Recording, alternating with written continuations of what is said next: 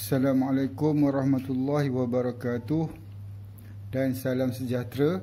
Hari ini saya akan cuba menunjukkan satu contoh soalan kawalan pneumatik asas. Baik, kita tengok soalan dia. Rajah 1 menunjukkan 2 liter skematik kawalan pneumatik asas. Baik, ini ialah rajah 1. Terlupa pula saya nak tulis rajah 1. Ini ialah rajah 1. Ada 2 liter, liter A dan liter B. Kedua-dua liter ini menggunakan kawalan pneumatik. Baik, ada perbezaan antara liter A dan liter B. A, tentukan liter yang manakah sesuai untuk menjalankan kerja menolak dan menarik objek secara mengufuk. Nyatakan alasan anda bagi setiap liter itu. Itu soalan A. Soalan B, ubah suai liter yang anda pilih supaya pergerakan omboh perlahan semasa menolak objek dan laju kembali ke kedudukan asal. Okey, hari ini saya nak tunjukkan juga macam mana nak menjawab soalan ini. Bagaimana kita nak menjawab soalan ini, dan seterusnya bagaimana kita nak melukiskan liter pneumatik. Ya. Baik, sekarang ni kita nak menjawab soalan 1A dulu. Okey, soalan 1A ni suruh kita tentukan liter mana yang sesuai untuk melakukan kerja menolak dan menarik objek secara mengufuk. Kalau kita perhatikan dalam soalan ni dia bagi gambar rajah liter, kedua-dua liter A dan liter B ni, silinder dia berada dalam keadaan menegak. Dan beban berada di atas. Ya, tetapi soalan nak secara mengufuk. Kalau mengufuk macam ni. Ini mengufuk. Ya. Ini menegak. Jadi kita analisis kedua-dua liter ni. Yang mana sesuai, yang mana tidak sesuai.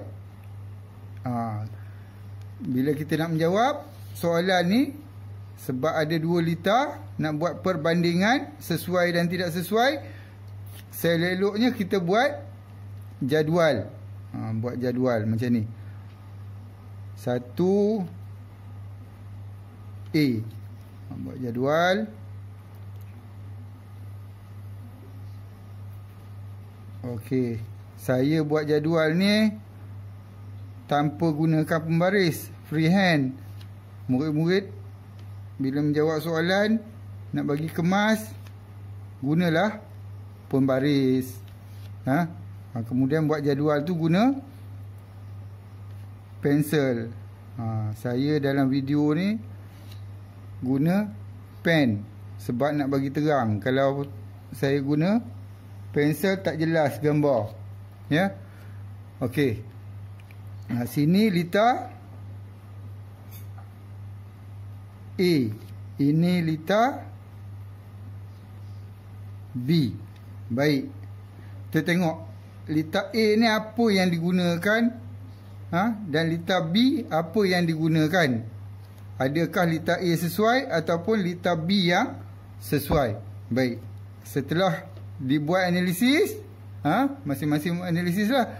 Saya buat analisis, saya rasa liter A ni sesuai. Saya tulis dekat sini sesuai.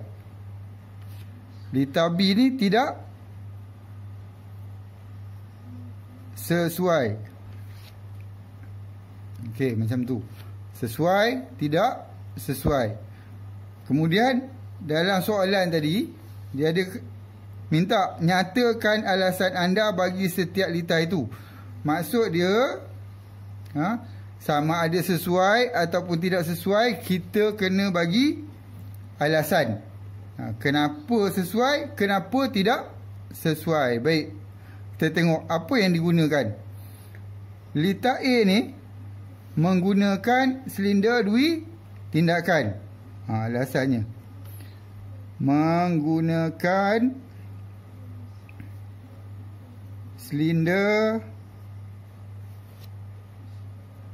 dui tindakan. Sementara litar B menggunakan silinder tindakan tunggal.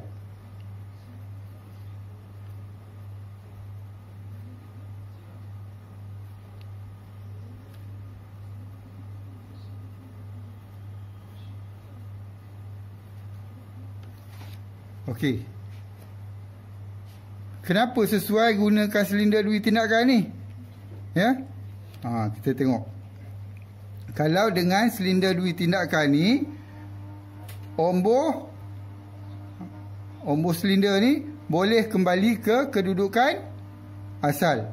Okey. Tulis dekat sini, omboh silinder boleh kembali ke kedudukan asal. Yang ni, litar B ni menggunakan silinder tindakan tunggal tanpa pegas. Tulis kat sini, tanpa pegas. Apa masalahnya? Tak sesuai. Silinder tindakan tunggal tanpa pegas ni dia tak boleh kembali kepada kedudukan asal ombohnya. Baik, tulis kat sini, omboh silinder tidak boleh kembali ke kedudukan asal. Okey. Kemudian alasan yang ketiga, apa lagi? Dengan silinder dui tindakan ni, dia boleh menarik objek. Boleh menarik dan boleh menolak objek. Tulis kat sini. Boleh menjalankan kerja menolak dan menarik objek. Okey. Yang ni litar B tolak. Boleh tolak kan? Jadi tulis sini. Boleh menolak ataupun boleh menjalankan kerja menolak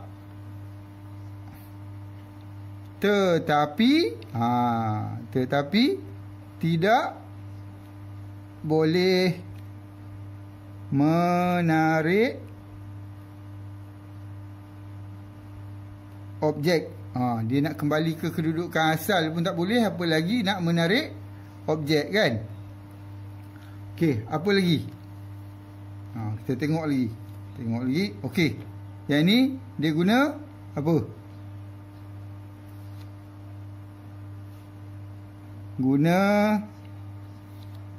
Menggunakan apa ni? Injap kawalan arah 4-2. Ini injap kawalan arah 4-2.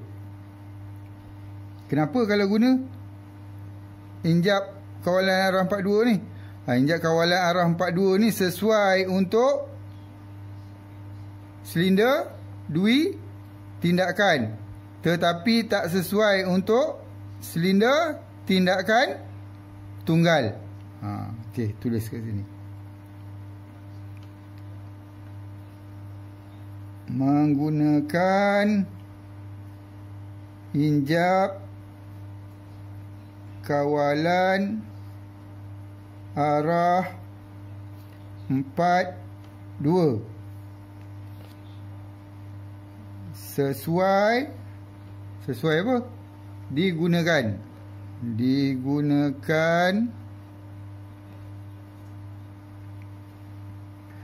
dengan silinder dui tindakan. Okey. Yang ni menggunakan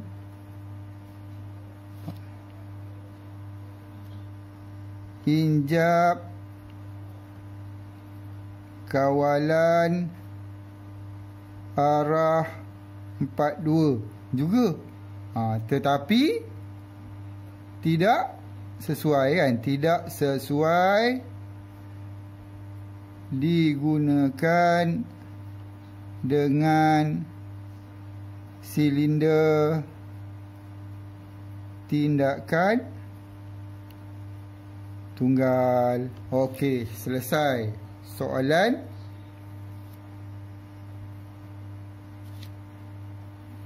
satu A. Okey.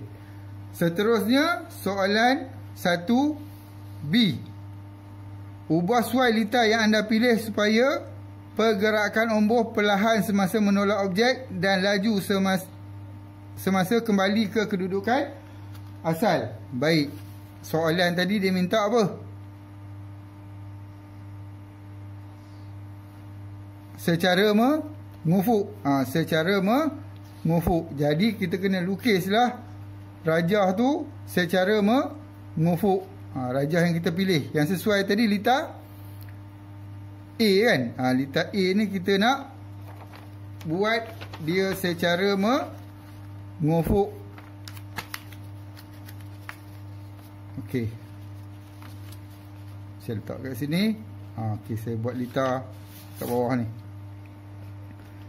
Ni bahagian jawapan B. Nak lukis litar secara mengufuk. Okey, kita lukislah litar tadi yang menggunakan silinder dui tindakan.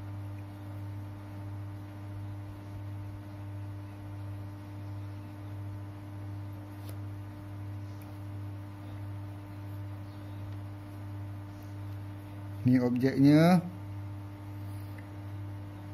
Okey.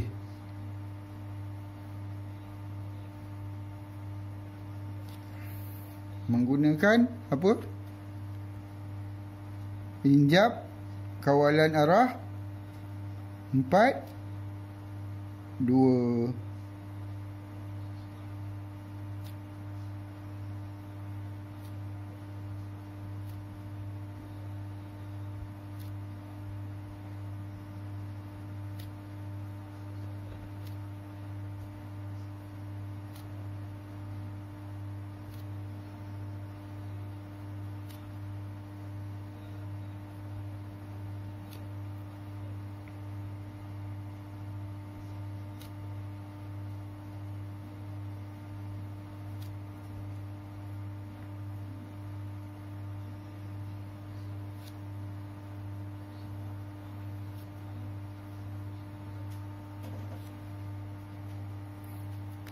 Okey, itu kita ubah suai supaya dia berkeadaan mengufuk je. Tetapi dia suruh dalam soalan tadi pergerakan omboh perlahan semasa menolak. Perlahan semasa menolak, kita kena letakkan apa ni? Penghad.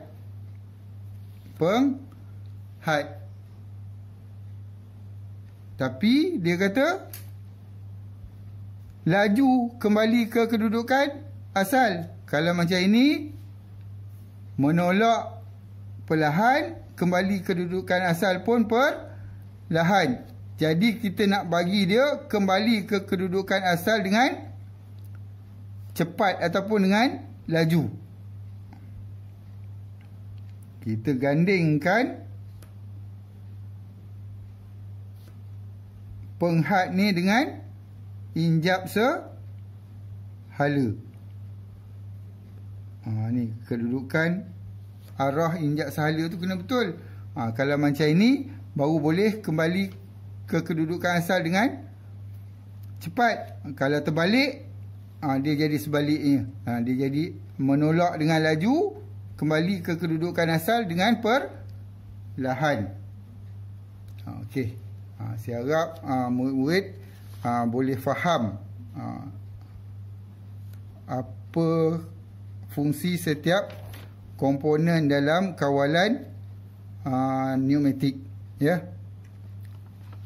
Okey, sekadar itu dulu untuk tutorial kita kali ini.